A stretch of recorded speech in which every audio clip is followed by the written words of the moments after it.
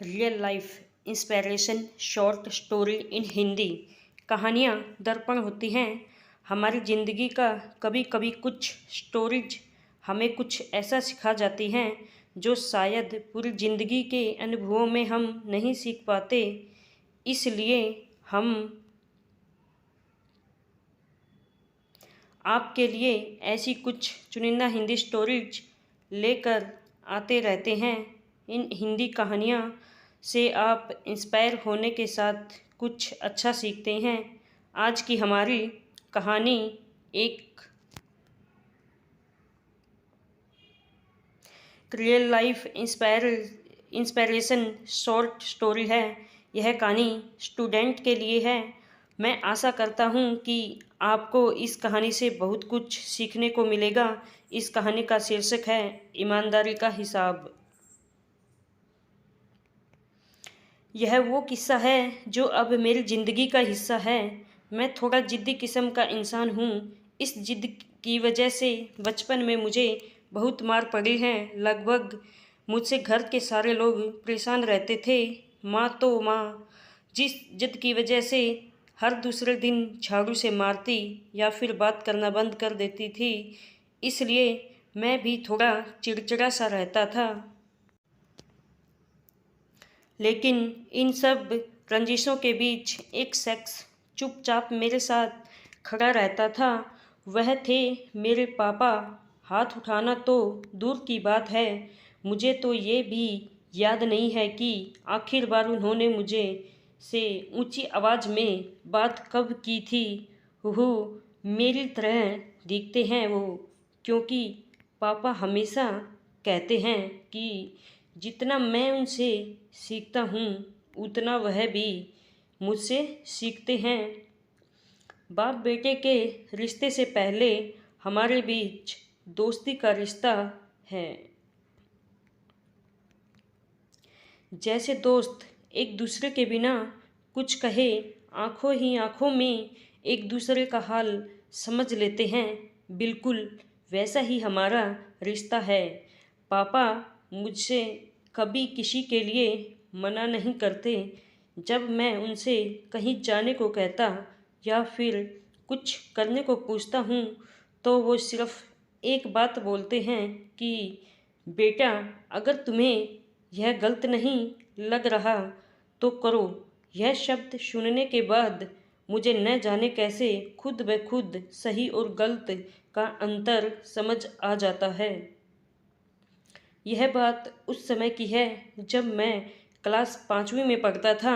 ठीक 1 तारीख को पापा की तनख्वाह आती है और महीने के पहले रविवार की शाम पापा और मैं महीने भर का राशन लेने के लिए एक साथ जाते थे। मुझे आज भी याद है, एक पुरानी सी साइकिल के हैंडल पर 2 थैले बांधकर महीने भर की खुशियाँ लेकर आते थे। एक बार उस रोज़ हम राशन लेकर घर वापस आ रहे थे तो पापा की नज़र थैले के ऊपर रखी हुई एक विम बार की बड़ी टिकिया पर गई। पापा ने मुझे रुकने के लिए कहा और हिसाब वाला खाता मांगा।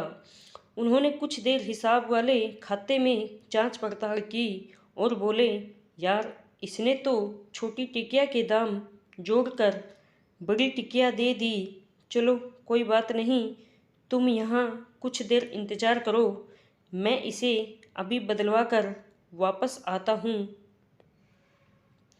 इतने पर मैं फट से बोल पड़ा, पापा यह क्या कह रहे हो? अब रहने भी दो। आप कहाँ इतनी दूर फिर से वापस जाओगे? तो पापा एक पल को रुके, जरा सा मुस्कराए और उस टिक्की को हाथ में लेकर बोले, बेटा, यह मुझे गलत लग रहा है तो मैं ये नहीं करूँगा। पापा वापस दुकानदार के पास चले गए। मैं कुछ देर वहाँ उनका इंतज़ार करता रहा।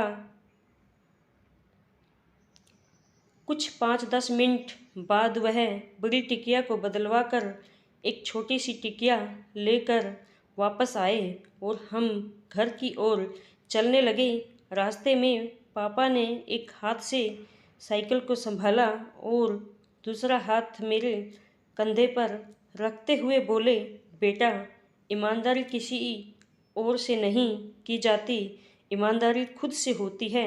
ईमानदारी हर उस चीज़ में होनी चाहिए जिसे तुम दिल से करते हो।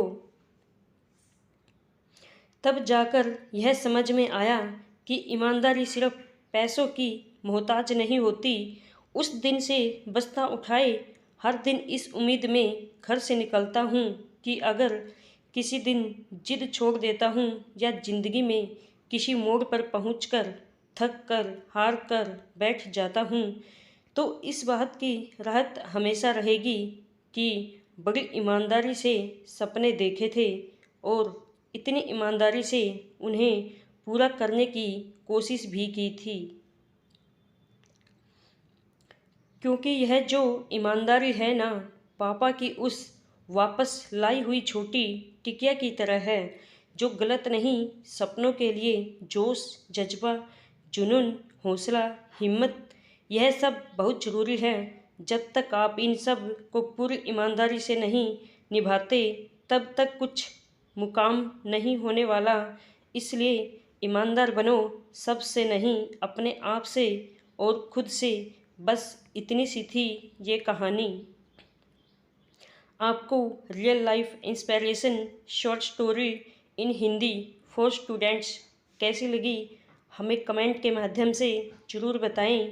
अगर आपको यह हिंदी मोटिवेशनल स्टोरी पसंद आई हो तो अपने दोस्तों के साथ सोशल मीडिया पर शेयर करें।